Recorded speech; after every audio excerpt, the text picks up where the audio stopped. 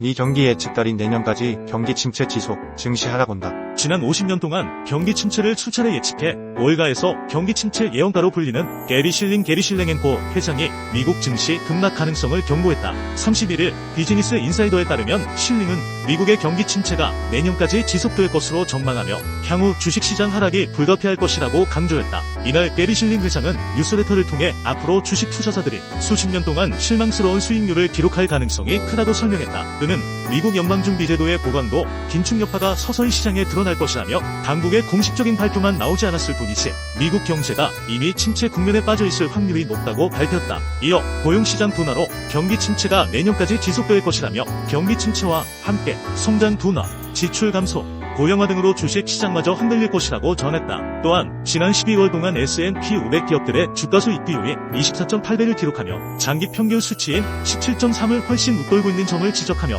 밸류에이션에 비해 주가가 공격적으로 책정되고 있다고 강조했다. 앞서 게리 실링 회장은 지난달 로젠버그 리서치와의 인터뷰에서 올해 S&P 500 전망치를 3,300으로 제시하며 미국 증시 30% 폭락 가능성을 경고한 바 있다. 작년 버킨스탁 상장 이후 미국 기업 공개 시장 최대어로 주목받던 아모스포츠가 당초 계획보다 작은 규모인 13억 달러를 조달하는 데 그쳤다고 1월 31일 블룸버그가 보도했다. 핀란드에서 설립된 아모스포츠는 테니스 황제 로저 페더러의 라켓으로 널리 알려진 윌슨과 이재용 패딩으로 유명한 아크테릭스, 스키용품 브랜드 살로몬 등 인기 스포츠용품 브랜드를 소유하고 있다.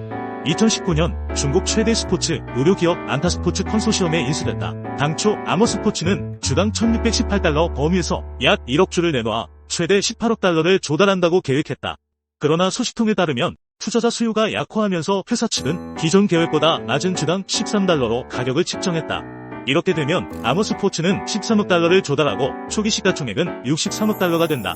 아모스포츠는 1일 상장할 예정이다. 아모스포츠가 주당 가격을 낮추는 방안을 검토하는 이유는 중국 리스크로 풀이된다. 소식통에 따르면 일부 투자자들은 아모스포츠가 중국과 얽혀있는 점을 우려하고 있다. 실제로 글로벌 투자자들은 최근 중국 부동산 위기와 지방정부 부채 위기로 인해 중국 비중을 줄이는 추세다. 또 아모스포츠는 IPO 설명서에서 미중 간 무역 긴장이 고조되면 향후 중국에서 제조하는 제품을 미국에서 판매하는데 제한이 생길 수 있다고 언급했다. 안타에서 인수한 뒤 아모스포츠의 중국 의존도가 늘었다. 현재 아모스포츠는 중국의 공급업체와 제조시설을 보유하고 있으며 2022년 제3자 공급업체에서 공급받은 제품의 약 33%가 중국에서 제조됐다. 부채도 우려 사항이다. 아모스포츠는 2023년 9월 말 기준 55억 달러 이상의 미결제 대출을 보유하고 있다. 또 2023년 9월까지 약 1억 1,400만 달러의 순손실을 기록했다. 올해 IPO 기대주로 뽑히던 브라이트 스프링 헬스 서비스가 목표치를 달성하지 못한 데 이어 아모스포츠도 기대 이하 성적을 보였다.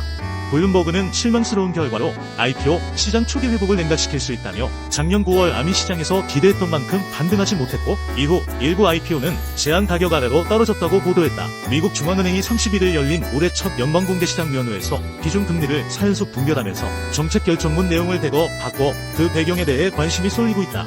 일반적으로 긴축에서 완화로 통화정책 방향을 전환하거나 기준금리 변동폭을 크게 바꿀 때 결정문을 수정하는 점에 비춰 이번 FOMC는 예외적이라는 분석이 많다. 향후 정책 방향의 대전환을 예고하는 것일 수 있다는 관측이 나온다. 패드는 이날 만장일치로 연 5.25%, 5.50%인 기준금리를 동결하면서 정책 결정문 내용을 수정했다. 우선 이전 FOMC 때엔 경제활동 증가세가 둔화하고 있다고 했지만 이번엔 경제활동은 견조한 속도로 확장되고 있다고 굳혔다. 패드는 은행위기나 신용여건에 대한 문구는 삭제했다. 우선 기존에 있던 미국은행 시스템은 건전하고 보건력이 있다는 표현을 뺐다.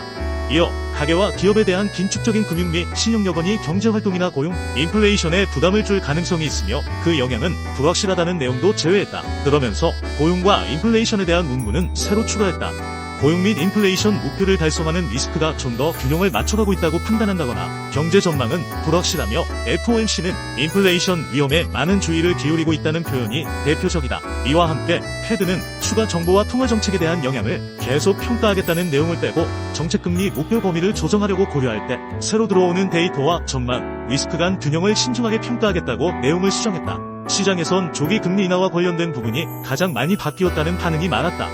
패드는 이번 결정문에서 위원회는 인플레이션이 2%를 향해 지속 가능하게 움직이고 있다는 강한 확신이 들 때까지 목표 범위를 하향 조정하는 건 적절하지 않다고 본다고 강조했다. 특히 인플레 목표치에 대한 강한 확신이라는 이례적인 표현을 쓴 점에 주목했다. 전문가들은 패드가 인플레이션을 목표치인 2%로 되돌리기 전까지 기준 금리를 인하하지 않겠다는 의지를 보이기 위해 이런 표현을 썼다고 분석했다. 크리스 라팅 모건 스탠리 애널리스트는 패드가 매파적 언어를 일부 완화하면서도 인플레이션이 완전히 통제되고 있는 건 아니라는 의견을 제시했다고 평가했다. 골드만삭스의 휘트니 왓슨은 패드가 2년 만에 기준 금리를 인하할 것처럼 보이기 때문에 정책 입안자 입장에서 어떤 변화를 일으키기 전에 인플레이션의 지속적인 하락 추세에 대한 더 많은 증거를 기다릴 것으로 예상했다. FOMC 구성원 변화 때문이라는 분석도 있다. 이번부터 FOMC에서 통화정책을 결정하는 투표권이 있는 지역 연방은행 총재 4명이 바뀌었다. 12명의 지역연은 총재 중 뉴욕연은 총재만 당연직으로 FOMC 표결권을 갖고 나머지 11명은 23년을 주기로 투표권이 있는 FOMC 위원이 된다. 이들의 표결권 기간은 1년이다. 지난해까지 오스탄 불스비 시카고 연은 총재를 비롯 패트릭 하커, 로리 루건, 닐 카시카리 총재가 지역연은을 대표해 FOMC 투표권을 보유했다. 올해부터는 이들을 대신해 노레타 메스터 토마스 바킨 레피얼 보스틱, 메리 데일리 총재가 1년간 표결권이 있는 FOMC 위원으로 활동한다.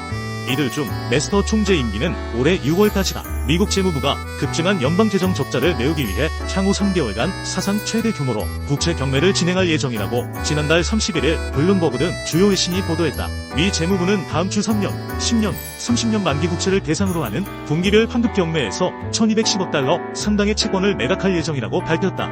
이를 통해 159억 달러를 신규 조달하고 2월 15일 만기가 도래하는 1051억 달러를 상환한다. 애널리스트들은 국채 경매 규모 증가가 시장의 기대치에 부합한다고 밝혔다. 국채 발행은 2년물과 5년물 경매가 기록적인 규모를 기록할 것이라고 전했다. 특히 4월에 있을 5년물 경매는 700억 달러에 달하며 2년 이상 만기 채권에 대해서는 역대 최대 규모다. 차입 수요를 충족시키기 위해 2년물과 5년물 국채 경매 규모는 월 30억 달러씩 증가할 예정이다. 지난 분기와 동일한 속도다. 10년물과 30년물 경매는 각각 20억 달러와 10억 달러씩 증가할 전망이다. 채권 경매 규모를 대폭 확대한 것은 연방 재정 적자가 급증한 탓이다. 정부 지출은 느는데 세수는 늘지 않아 미국 정부는 지난 몇 분기 동안 차입을 늘려왔다. 지난해 연방정부 적자는 1조 7천억 달러에 달한다. 다만 재무부는 장기 채권 경매가 급증하는 것은 이번이 마지막일 것이라고 밝혔다. 재무부는 현재 예상되는 차입 수요의 근거에 적어도 향후 몇 분기 동안은 이번 발표 이상으로 채권 경매 규모를 더는 늘릴 필요가 없을 것으로 예상한다고 밝혔다. 마이클 리델 알리안츠 글로벌 인베스터스 채권펀드 포트폴리오 매니저는 미국 대선을 앞두고 공급 역학이 투자자들의 레이더에 점점 더 많이 포착될 것이라며 특히 도널드 트럼프 전 미국 대통령이 당선된다면 법인 세율을 21%에서 15%로 낮추기 위한 계획으로 적자가 증가할 것이기 때문에 그렇다고 말했다. 월간은 미 재무부가 국채 발행을 더 늘리지 않기로 한 점에 대해서는 긍정적으로 평가했다. 파드라이 카비 ING 미주 연구 책임자는 좋은 소식은 발행량이 전반적으로 정점에 이르렀다는 전망이라며 채권 발행은 여전히 우려스럽지만 더 증가하지 않는다는 것은 희망적이라고 평가했다.